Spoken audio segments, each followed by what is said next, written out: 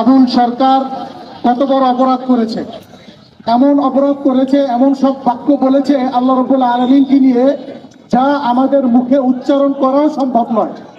এমনকি আমাদের যত বক্তা আলোচনা করেছেন কেউই তার উচ্চারিত বাক্য নিজের মুখে উচ্চারণ করার সাহস করতে পারছেন না।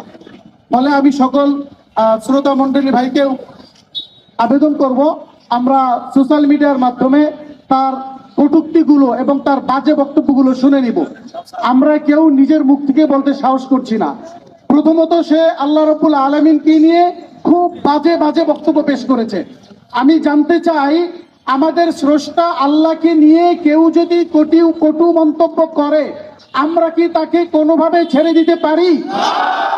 আমরা আল্লাহ রাব্বুল আলামিনকে নিয়ে সামান্যতম কথা বলার বিরুদ্ধে আমাদের সকল মুসলমানের সমস্ত জীবনকে চূড়ান্তভাবে শেষ করে দিতে প্রস্তুত আছি।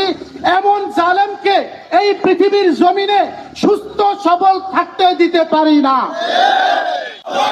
ফাঁসি ফাঁসি ফাঁসি চাই, আবুলের ফাঁসি চাই।